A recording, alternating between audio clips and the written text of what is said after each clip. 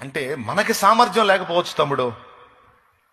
ఇప్పుడు కొన్ని సాధించాలని నువ్వు అనుకుంటావు, కొన్ని పొందుకోవాలని నువ్వు అనుకుంటావు, కానీ నీకు సామర్థ్యం లేదు. భౌతికంగాను ఆత్మీయంగాను కూడా. ఆత్మీయ జీవితంలో పవిత్రంగా నిలబడాలి, పరిశుద్ధంగా నిలబడాలి, దేవుని కొరకు నీతిగా నిలబడాలి, నీతి ఫలం ఫలించాలని నువ్వు ఆశిస్తావు, కానీ నీకు సామర్థ్యం లేదు. కానీ నేను నిలబెడతాను అని ఆయన వాగ్దానం చేశాడు.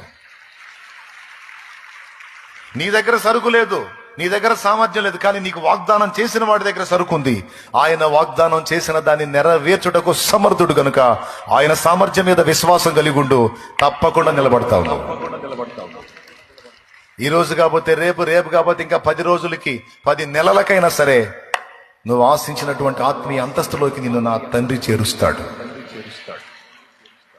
నువ్వు కృంగిపోయి అవిశ్వాసం వల్ల సందేహపడి నా బ్రతుకంతా ఇంతే అని రాజీ పడాల్సిన అవసరం లేదు. అలా రాజీ పడితే నువ్వు అవిశ్వాసుల లెక్కలోకి వస్తావు.